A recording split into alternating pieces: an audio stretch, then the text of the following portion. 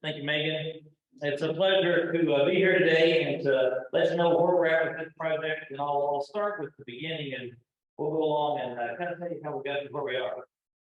So I'll start off with what I would call historic animal breeding throughout most of modern history.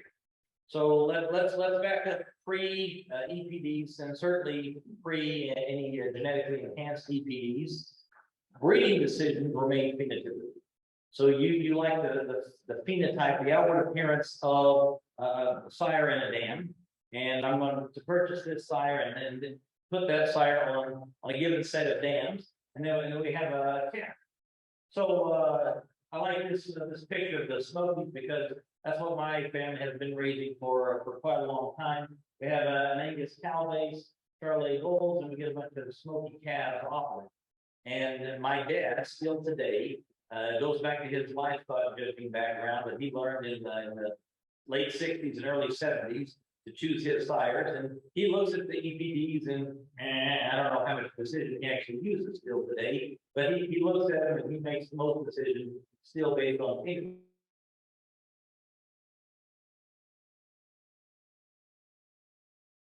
A meathead in college. So there's a little danger in letting a meathead make the breeding decisions of a university operation. And so the meathead approach is a little different, but yet somewhat similar. So now as a meathead, I don't look at the outward appearance of the animal quite like I used to. Now I look at the outward appearance of the carcass, much like my dad might look at that sire of the dam. And so you see a fantastic looking carcass, and then you see another fantastic looking carcass. And this project all began by me thinking, wow, that's a fantastic carcass. What if we were able to breed these fantastic carcasses together? And so that's how we came to where we are today. So I want you to think in a meathead perspective.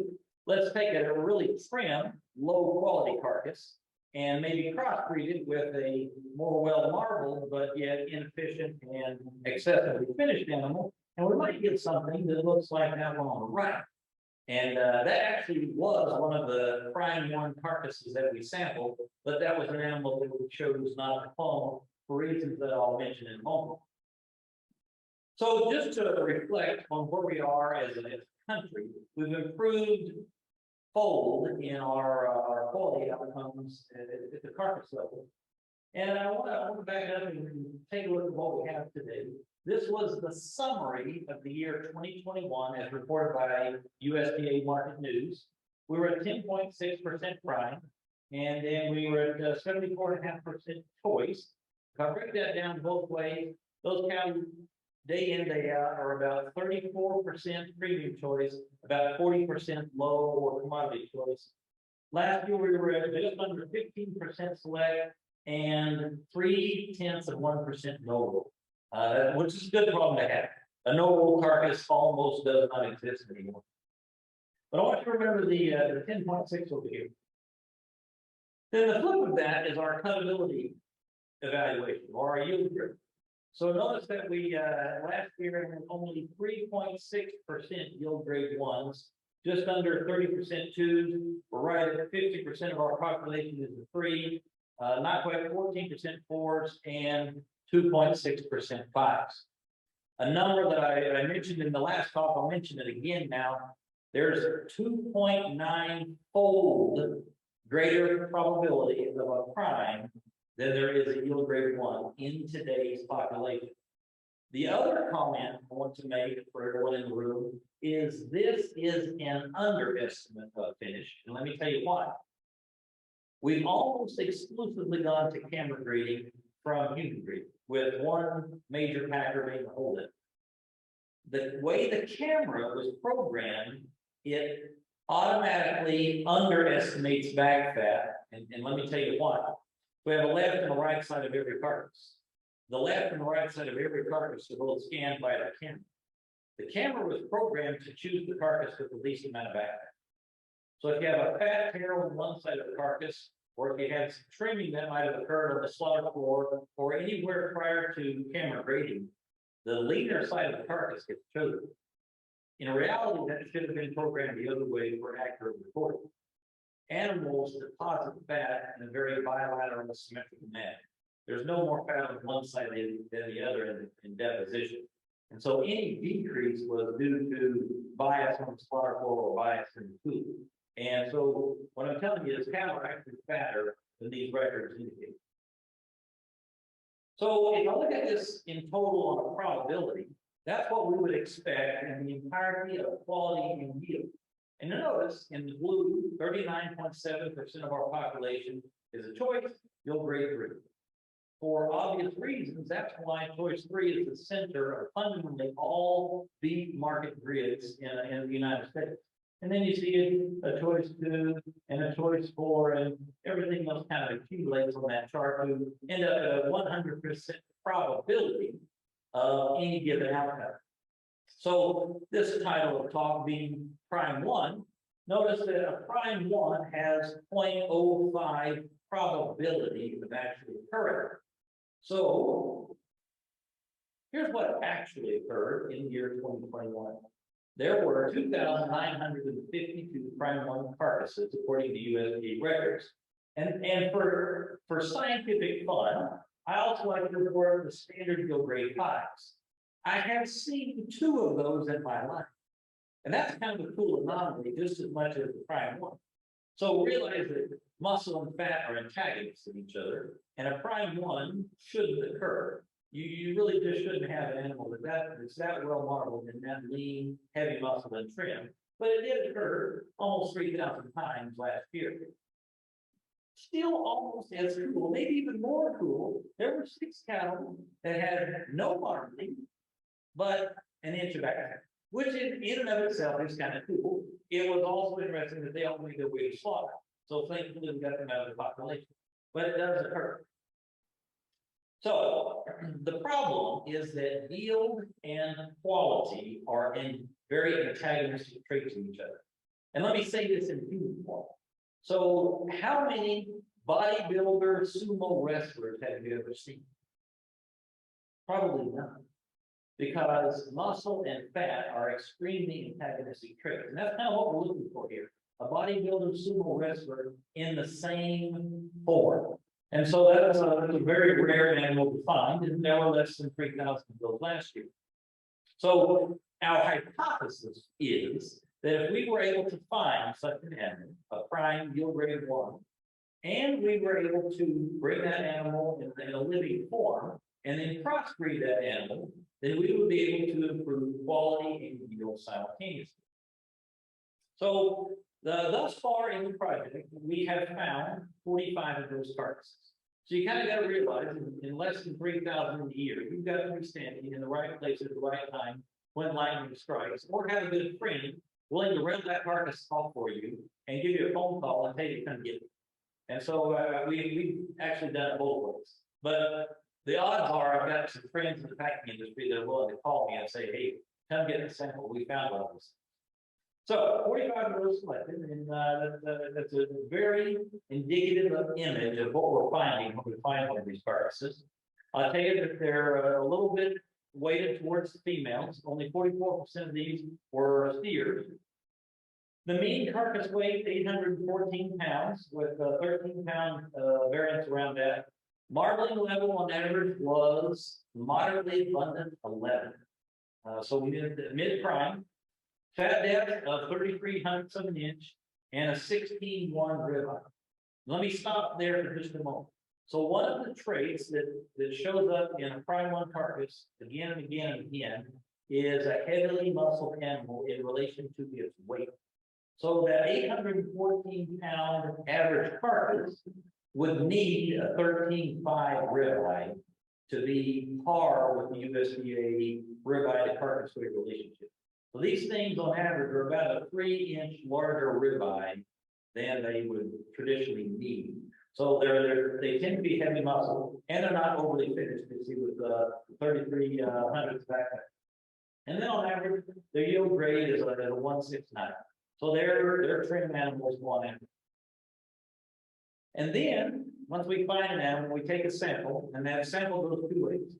In this project where we use Biogen, I'll acknowledge them again later, to do the somatic cell nuclear transfer course, So we find an animal, we send half of this tissue sample to Biogen, and they cryogenically tissue bank it so that we can pull that out later and grow the cell if so chosen. The other half of the sample went to Kalamazoo, and we asked the fine folks at Zoetis, tell us everything you can about this critter. Genotypically, we're going to use that information to refine our selection data. So the primary grade 1 animal is if the probability says you should find one in every 2,000 cattle. Well, I can tell you, if you stand in 2,000 cattle, odds are you're going to find it. They kind of come in waves when you do find one.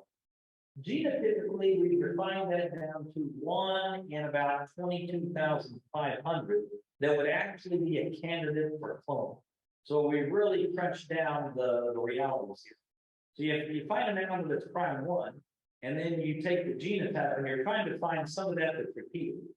And what I want to say is, a lot of the animals that we found, you would call them genetic freaks. Or maybe environmental freaks is a better way to say this, because their genotype data says there's no reason that's going to happen. And one very animal in particular stands out to me, an extremely trim animal, less than an eighth of an inch of back fat, abundant level of marble, off the charts marble. We're virtually in the Japanese Wagyu stores now, and we received the data back from Zoetis. That very animal was in the bottom 5% of all cattle for market. I remember thinking, what happened? There was huge disconnect. So thus far, we've been very true to the data, and we've only cloned and chosen animals that where the genotype and the phenotype match. But in all 45, here's just a snippet of some of that information, and you can see that on average, it's really not that impressive in those 45 animals. The 60th percentile for lean weight, 38th for dry matter, and so on and so forth. So that's the mean value of all the 45 animals we've found so far. And so we send a tissue sample off to Biogen, and once we've chosen them, Biogen grew the cells, and we use somatic cell nuclear transfer in this method. So in brief, you take a muscle cell, and you grow it in growth media in a petri dish, and you're looking for perfect cells.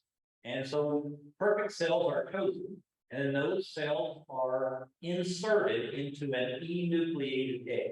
These eggs are coming from whole cows that were chosen at a slaughterhouse.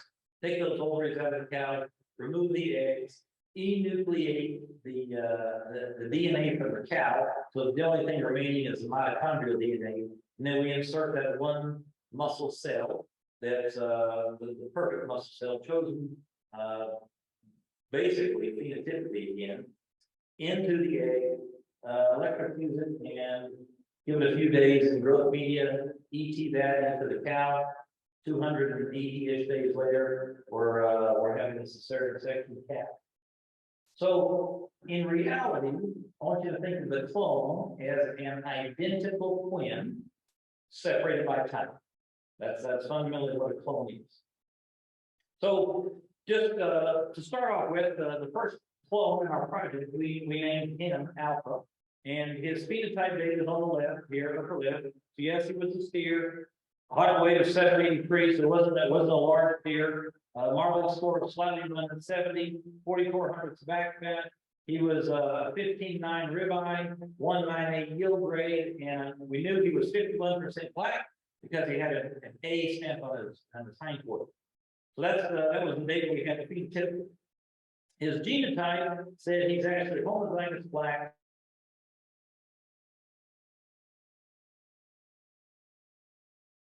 Just the traits that I'm going to show you here today that they're important to the discussion.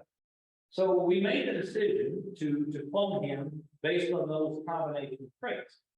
And I'll tell you that he was born in the month of July in the year 2012.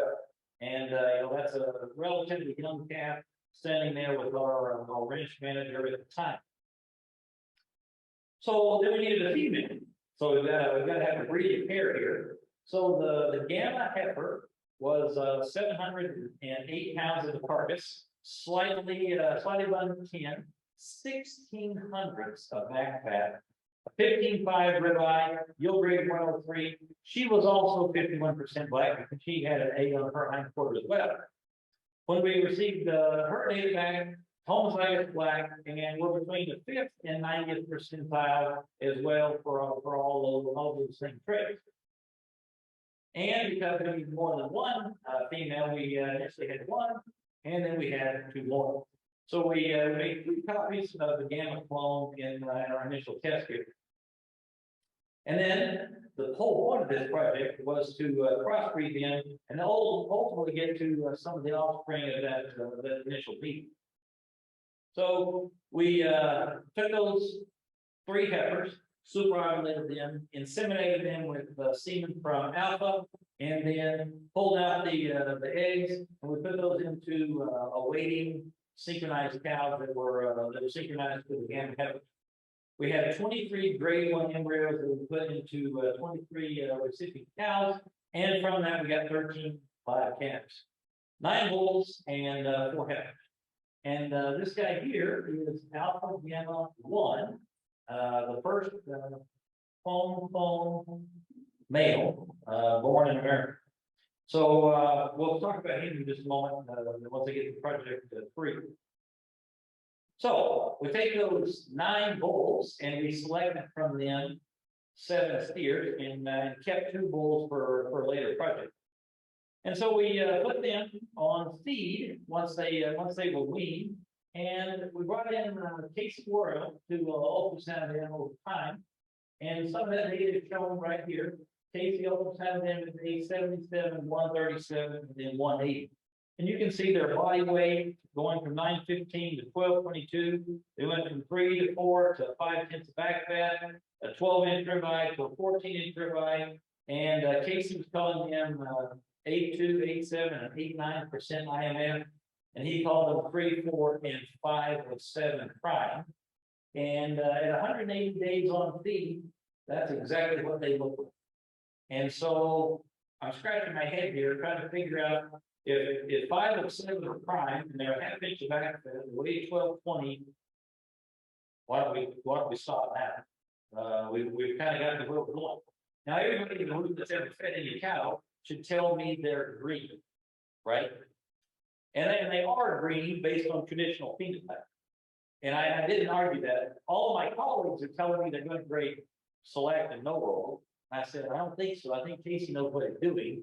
But I do agree they look very green based on traditional cattle feeding phenotype outcomes. But folks, remember, I selected animals that were prime and 1, and then I crossbred them. So they shouldn't look like a traditional yield grade 3, yield grade 4 fat black steer. So we killed them the next day. And that's kind of what we got out of those first 7 steers. So not to be biased, I brought in the local USDA grading supervisor and asked him to grade them independent of me or my team. And he graded 1 as a true prime. He called 3 high choice and 3 of them mid choice. And their average Marvin score, he called a moderate 30. He called 1 yield grade 1, 6 yield grade 2s. And to kind of be true to the study, they had a carcass weight of 765 pounds, which is very similar to the original Sire and Dan from which these calves originated. 4,300 back fat, a 15-inch ribeye, and on average a yield grade of 213. And that is the one carcass right there that the grading supervisor called prime. So that led us to experiment 2. And in experiment 2, we wanted to do a traditional Sire comparison. So in the upper left, that is alpha, is a mature bull, much heavier weight than that initial feeder calf. And then we compared him to 3 other sires of different breeds. In the top right, that's retail revenue of the Angus breed.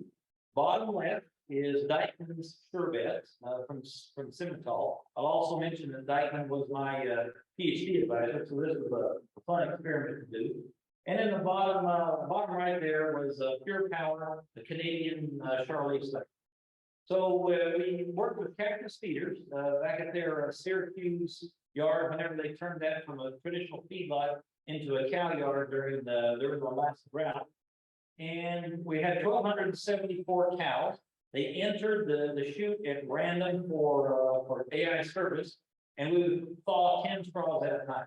So 10 straws got thawed, those 10 cows were inseminated, we changed bulls, 10 more straws, we changed bulls, 10 more straws, and that cycle was repeated over a 2-day period until we bred all 1,274 cows.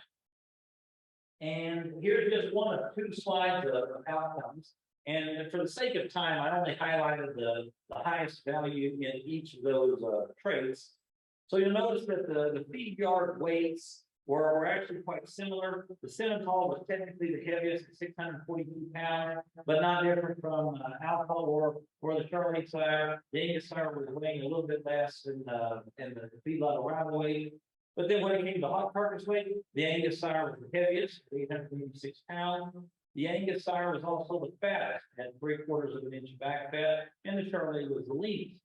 The longistance muscle area, as expected, the Charlie sire had the largest ribeye. The Angus sire, being the fattest, also had the most calculated yield rate value of 3.7. The Angus sire, retail revenue again, had the greatest marbling at modest 86. Not unexpected. He was known for marbling traits. And he also had the progeny with the greatest empty body fat at 34.1%. The Angus sire and our Alpha sire were similar in carcass value per hundredweight. And what cactus feeders cared about at the end of the day was total carcass value, which actually was not different amongst any of the 4 cycles. And so just to show you a little bit more data, if I look right down to quality grade and yield grade outcomes, these guys kind of follow the expectation. That retail Angus sire, very well known for quality. Those calves are 20% prime and 43% CAB. And then the Charlie sire was known for trimness and muscling, lower choice, very high percentage, and those calves are 22% select. And then the yield grades failed just as much as we would have expected. So we got a lot of high quality from the Angus sire. We got a lot of heavy muscling from the Charlie sire, and our clone sire and the Simmental were just right in the middle of all those traits. And Cactus said, "Hey, that worked out fantastic. You want to do that again?" I said, "Of course." So we did it again. And in our 3rd experiment, we used 991 cows this time that were made available to us, and we have 5 sires this time. So in the top right of you, that's our Alpha, our original clone. Below him is Alpha Gamma 1, that original first calf born from 2 clone carcasses. He's mature now, and then we compared him to the sire on the left. In the top is the most popular Angus sire of the day, Quaker Hill Rampage. And then we got a diamond sherbet again, and then we got a Angus sire in the bottom left. Same process. Cows come in a random order. We're flying 10 straws at a time, and we repeat that cycle until we're at cows. So if we go to the 3rd experiment outcomes, the calves arrived at the feedlot with no difference in weight. They're all weighing about 680 to 690. And when it comes down to hot carcass weight, the Angus and the Sim Angus had the heaviest carcass. When we look at back fat, there's actually no difference in back fat. Everything is just above 6/10 of an inch back fat. Ribeye area, our Alpha Gamma steer, the Angus and the Simmental were all about the same at 14.5. Calculated yield grade was the highest on the Angus and Sim Angus cattle, and the marbling score was the highest on our Alpha Gamma 1 calf at a moderate level. Empty body fat did not differ across these sires, about 32% across the board. Carcass value per hundredweight is the highest for our Alpha Gamma 1 sire, and total carcass value was similar between our sire Alpha Gamma 1, the Angus, and the Simmental sire. So there's kind of a quick summary of the 3rd experiment. Similar kind of data here for quality and yield grade outcomes. This time, our sire, AG1, he was kind of in the same role as the retail sire previously, 23.5% prime. There was no difference in percentage CAB. Everything's in the high 30s to low 50 range. And then commodity choice Most of those came out of the Angus sire, and no difference in percentage select. Yield grades, we had no difference in the percentage of 1, 2, 3, and the Sim Angus sire had the greatest percentage of 4, and we had no difference in percentage of 5. So then we decided to move to our fourth experiment. And so in our fourth experiment, we worked with the Jersey dairy, and we gave them 1,000 straws of our sire, Alpha Gamma 1, and they had 1,000 straws of the Leachman Foundation. And in this test, rather than doing every 10 set of straws, it was every other cow. They changed semen tanks. So 2,000 cows, change every cow, our tank and Lee's tank. And these calves were born between December 20th and March 21st. And they are currently at a feedlot in Nebraska, and not an animal has harvested yet. So some of those data are coming. And these calves went through a very traditional calf ranch system in the dairy program. So they're born, put into a calf hutch, and then they're put into small group pens, and they've kind of acclimated to larger feeding pens. And today they're in a very traditional feedlot.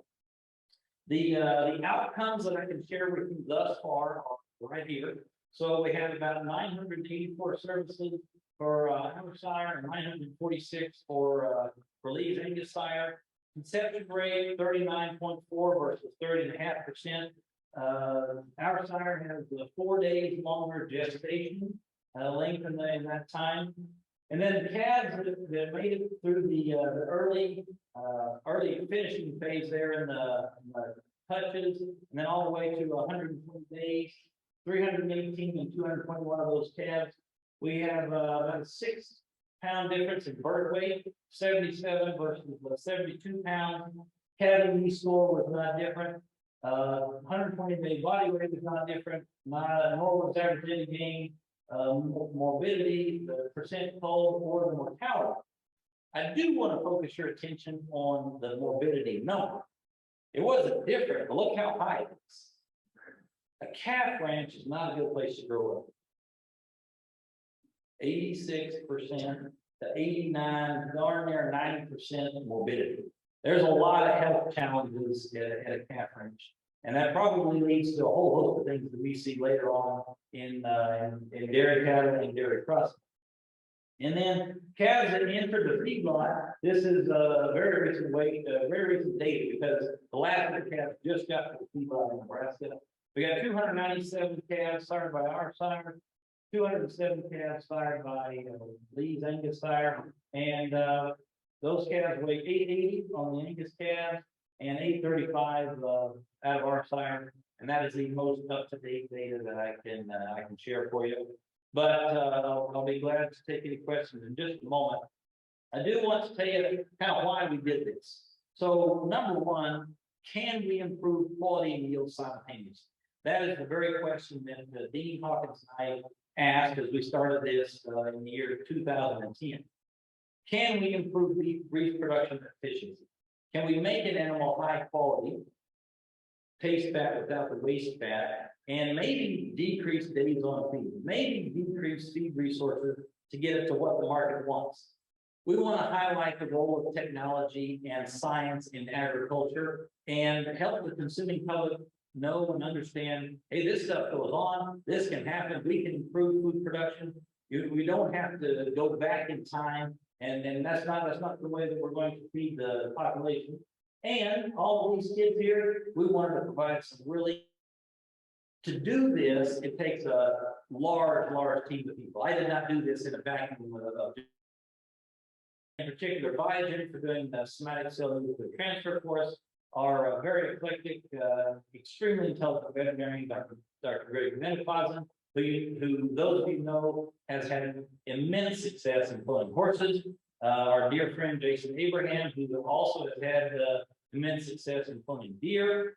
My colleagues, the dearly departed Dean Hawkins, Dr. Lusk, Dr. McEvers, Dr. Perkins, and Dr. Tennant, they were very immensely helpful in all of this, and the graduate students who carried a lot of the water on this project over the years. So a debt of gratitude to all of those folks. With that.